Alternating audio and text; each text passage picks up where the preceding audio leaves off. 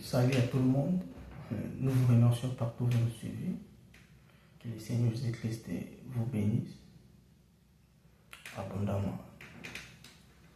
Et nous sommes toujours dans notre exhortation à ce qui concerne le livre de 1 Samuel chapitre 21, verset 13. Nous pouvons lire ensemble. Il se montra comme fou à leurs yeux et fit devant eux des extravagances. Il faisait des marques sur les battantes des porcs et il laissait couler sa salive sur sa barbe. Nous avions déjà expliqué toutes ces choses. Et c'était David qui était le roi, parce que ces hommes ont témoigné que David était le roi.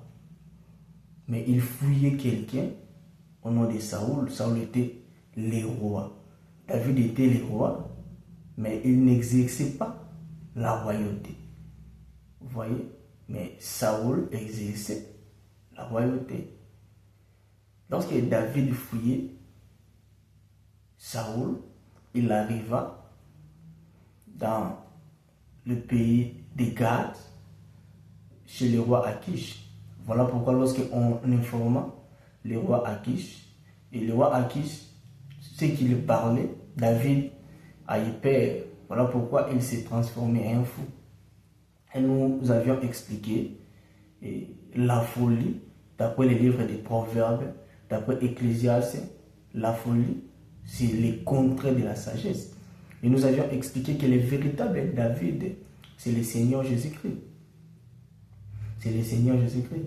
Et nous avions donné même des versets, vous voyez. Donc c'est très important. Parce que nous avions dit que la sagesse, c'est Dieu lui-même. D'après Proverbe chapitre 8, le verset 12. Or, lorsque David s'est fait fou, veut dire que David perdait la sagesse. Vous voyez, c'est le Seigneur Jésus-Christ qui a perdu la sagesse. C'était sur la croix. La sagesse, c'est Dieu. Voilà pourquoi il a crié: mon Père, pourquoi m'as-tu abandonné? Vous voyez, notre parole que nous prêchons aujourd'hui, c'est une parole spirituelle. Parce que d'après Jean chapitre 6, verset 63, la Bible nous dit que la parole de Dieu est esprit et vie. Vous voyez, la parole de Dieu est esprit et vie. On ne peut pas prêcher la parole de Dieu charnellement, physiquement. Vous voyez, exemple, si nous lisons Job chapitre 41, et nous verrons là-bas que Dieu parle des crocodiles. Et Dieu dit que lorsqu'un crocodile passe dans un chemin, il laisse un sentier lumineux. Vous voyez? Mais physiquement, on ne peut pas voir un crocodile qui passe comme ça et il laisse la lumière. Vous voyez? Physiquement, on n'a jamais vu que lorsqu'un crocodile passe, il laisse un chemin lumineux. Ça n'existe pas. Mais dans la parole de Dieu, Dieu nous montre que ça existe. Lorsqu'un crocodile passe, il laisse un sentier lumineux, un chemin lumineux. Vous voyez? Donc c'est très important.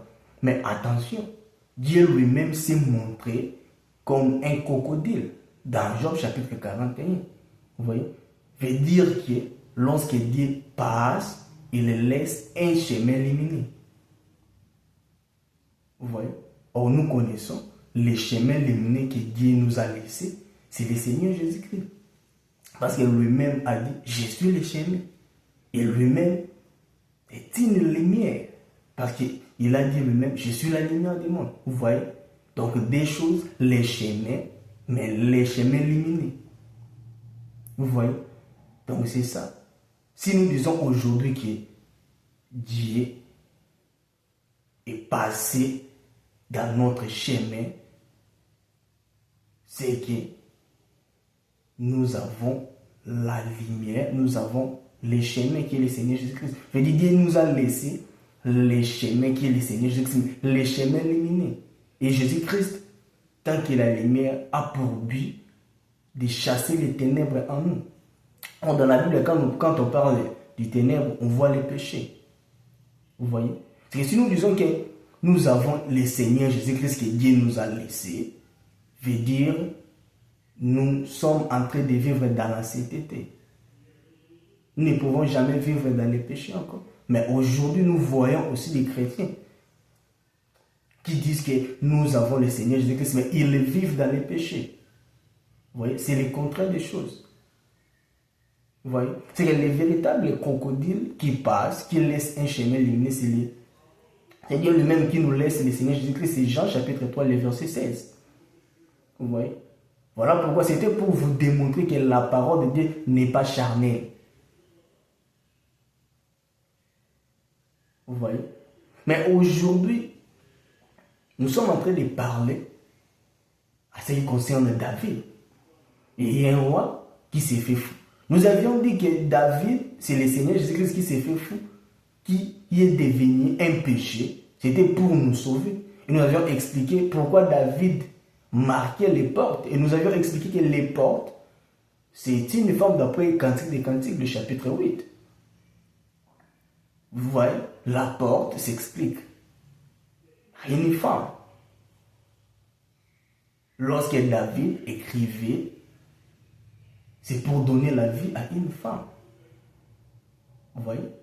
Voilà pourquoi nous avions expliqué que d'après Galates chapitre 6, le verset 17, apôtre Paul a dit que personne ne me fasse la peine, parce que je porte dans mon corps les marques du Seigneur Jésus-Christ. C'est que Jésus-Christ à la croix nous a donné la vie, nous a donné les marques. Vous voyez, c'est très important. Nous sommes son épouse. Nous sommes son épouse. Vous voyez, parce que les marques du Seigneur Jésus-Christ, c'est seulement sa parole. C'est seulement sa parole. Parce que d'après Deutéronome chapitre 6, les versets 6 à 9, nous explique que les marques, ou soit les sceaux, c'est la parole de Dieu. Aujourd'hui, nous devons marcher dans la parole de Dieu.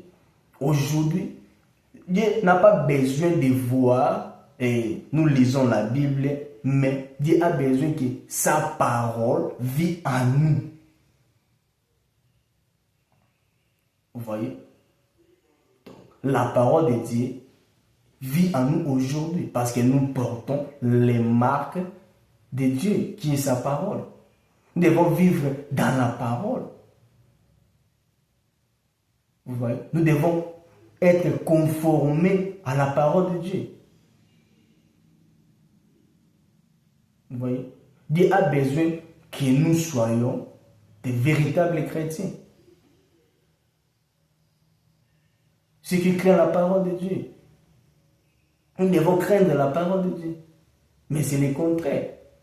Aujourd'hui, lorsque j'insiste à ce qui concerne la masturbation, je sais, beaucoup des hommes de Dieu le font. Beaucoup des hommes de Dieu se masturbent. Je sais. Mais je sais que notre Dieu a la force. Notre Dieu, c'est un Dieu fidèle. Notre Dieu, il ne peut jamais laisser ses enfants souffrir. Vous voyez? Il va nous donner toujours la force de conquérir les péchés. C'est très important. Je prie et je dis, tous ceux qui vivent dans la masturbation, que le Seigneur vous fasse grâce de les laisser.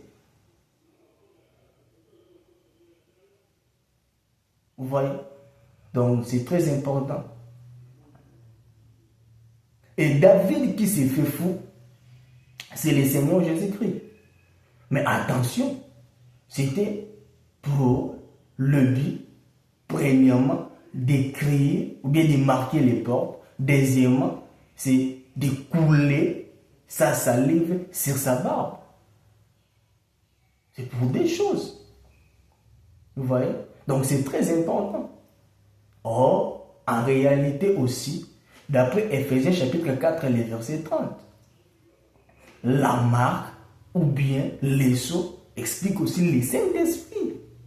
Veut dire Jésus-Christ était mort à la croix. Il s'est fait devenir un péché à la croix. C'est pour nous donner le Saint-Esprit.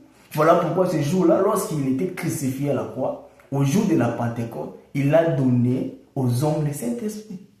Aujourd'hui, nous avons le Saint-Esprit. C'était à cause de la folie de David qui est le Seigneur Jésus-Christ.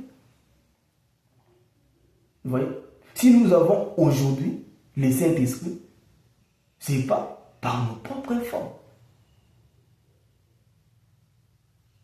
C'est la grâce de Dieu. C'est un homme qui était venu ici. Il était mort à cause de nous, afin que nous ayons le Saint-Esprit.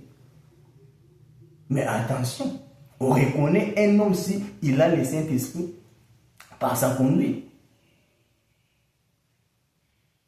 Vous voyez? D'après Ephésiens, chapitre 5, et Galates chapitre 5, le verset 22. Les fruits de l'esprit. Si tu as le Saint-Esprit, si tu as les marques, ou soit la marque du Seigneur Jésus-Christ, ou bien les sceaux, tu dois marcher conformément à la parole de Dieu. Vous voyez, on reconnaît un homme s'il a le Saint-Esprit par les fruits de l'esprit. Tu dois avoir l'amour, la joie, la paix, la patience, la tempérance. Vous voyez, toutes ces choses-là, c'est ce qui fait qu'on reconnaît un homme s'il a le Saint-Esprit. Vous voyez, c'est la mission par laquelle David était mort. C'était pour nous donner le Saint-Esprit. Parce que marquer, c'est aussi donner le Saint-Esprit. Ce n'est pas moi. Allez lire Apocalypse chapitre 7 et vous verrez. Les sceaux là-bas expliquent aussi le Saint-Esprit. Vous voyez? Mais attention, il y avait un homme au nom d'Agur. C'est dans le livre des Proverbes chapitre 30. Agur expliquait que lui aussi, il n'a pas la sagesse. Mais attention, la Bible nous montre que ce que Agur prononçait, c'était pour Itiel et si je ne peux pas me tromper, c'était pour deux personnes, Itiel et Ikal. Ouais, voilà, voici les noms. Itiel et Ikal. Donc Agur a prononcé sa parole pour deux personnes, mais Agur manquait la sagesse. Vous voyez? Tout ce qui est écrit dans Proverbes chapitre 30 a été écrit pour deux personnes. C'est pour Itiel et pour Ikal. C'était Agur qui parlait qu'il manquait la sagesse. Or, le véritable Agur qui manquait la sagesse, c'était le Seigneur Jésus-Christ à la croix. La sagesse, c'est Dieu. Mais attention, c'était pour donner l'instruction à des personnes. C'est nous, l'Église et Israël. C'est des personnes. Vous voyez? C'est que le Seigneur Jésus-Christ, lorsqu'il était mort à la croix, c'était pour nous donner la vie. C'était pour donner la vie à une Israël et à nous, l'Église. Mais premièrement, c'est à nous. Deuxièmement, c'est à Israël. C'est comme aussi Jacob dans la maison de Laban. Parce que nous connaissons l'histoire de Jacob. Jacob aimait Rachel plus que Léa. Mais attention, pour prendre ces deux femmes, Jacob devait travailler 14 ans. Vous voyez, Jacob devait travailler 14 ans. La première fois qu'il a travaillé, au lieu de lui donner la femme qu'il aimait beaucoup, en lui donnant Léa. Vous voyez? C'est très important. Or, nous disons que les 14 ans que Jacob a travaillé, c'est la mort de Jésus-Christ.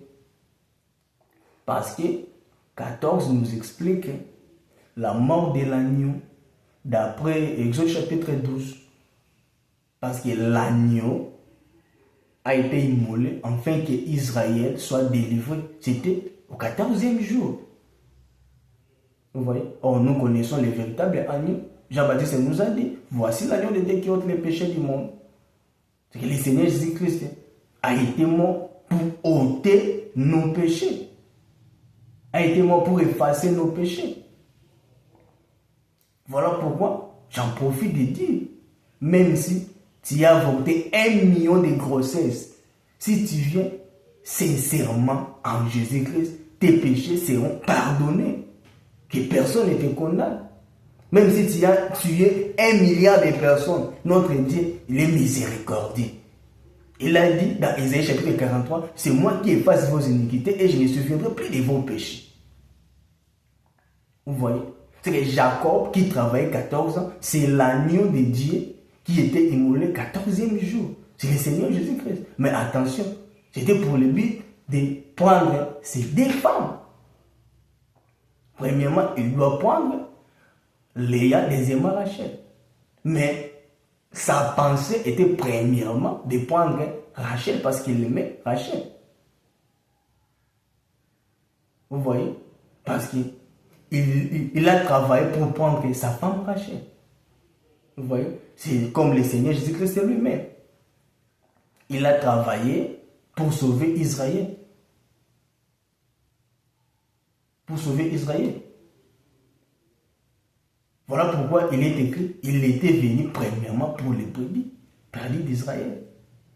Mais attention, Dieu, parce qu'il nous aime, il nous a sauvés premièrement et Israël sera sauvé ensuite. Vous voyez? Donc là-bas, qui donna à Jacob et Léa, c'est Dieu lui-même qui donna à Jacob, nous, Église, premièrement. Et Rachel doit venir après. C'est Israël. Ces 2 femmes expliquent 2 nations. C'est Israël et nous. C'est nous et Israël. Vous voyez? C'est très important. Jésus-Christ n'était pas mort en vain. Il était mort pour nous sauver. Premièrement, nous sommes des portes. Nous sommes des portes qui prennent les marques que David écrivait, que David marquait. Vous voyez? Réellement, si nous avons les marques du Seigneur Jésus-Christ, bien aimés, nous devons craindre Dieu. Nous devons laisser ce que nous sommes en train de faire. Vous voyez? Donc c'est très important d'avoir la crainte de Dieu en nous. Voilà pourquoi le Seigneur a dit, à quoi sert-il un homme de gagner le monde s'il a perdu son âme? Bien aimé, nous vivons dans ce monde, on va quitter, on va laisser tout dans ce monde. Et nous devons penser à 2 choses, l'enlèvement et la mort. Voilà pourquoi l'homme sage, d'après Éclésiste chapitre 8 et verset 8, il a dit, l'homme n'est pas le maître de son souffle pour pouvoir le retenir. Et il n'a aucun pouvoir au jour de sa mort. Bien aimé, la mort existe. La mort existe. Aujourd'hui, tu ne peux pas croire que tu vas mourir. Mais un jour, tu mourras ou soit le Seigneur Jésus-Christ va nous prendre. Essaye un peu de te réfléchir. Où sera-t-il? Vous voyez? Nous vivons peu de jours dans ce monde. Hier, tu étais petit. Aujourd'hui, tu es devenu grand. Demain, tu seras papa. Et le lendemain, tu seras un grand-père. Et tu mourras. Où sera-t-il? Où sera-t-il? Il faut avoir la crainte de Dieu. Nous connaissons que notre Dieu, il donne toutes choses. Notre Dieu, il ne peut jamais seulement nous donner la vie éternelle, mais aussi la richesse de ce monde. Mais ce qui est très important, il était mort pour nous sauver, pour nous marquer. Si le Seigneur Jésus-Christ nous a marqué des sceaux c'est pour être sauvé, c'est pour être enlevé. D'après Ephésiens chapitre 4, le verset 30. N'attristez pas le Saint-Esprit, que vous avez été scellés pour les jours de la rédemption. C'est que si David était mort, si David était devenu fou, c'était pour marquer les portes. Or, les marques, c'est pour un but, c'est pour nous sauver au jour de la rédemption. Vous voyez? Si Jésus-Christ vous a donné le Saint-Esprit, c'est pour être enlevé. Pensez premièrement au royaume des cieux. Pensez premièrement au royaume des cieux. Parce que nous ne connaissons pas ce que le lendemain peut enfanter. Bien-aimé, avoir la crainte de Dieu, c'est très important pour nous les chrétiens. Évitons de vivre dans les péchés.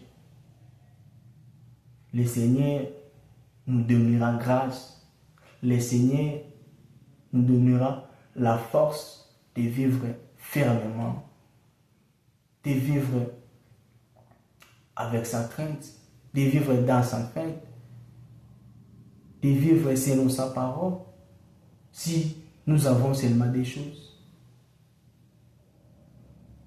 Si nous lisons la parole de Dieu et si nous prions beaucoup, voilà pourquoi il est écrit, veillez et priez, afin que vous ne tombez pas dans la tentation. Que le Seigneur vous bénisse.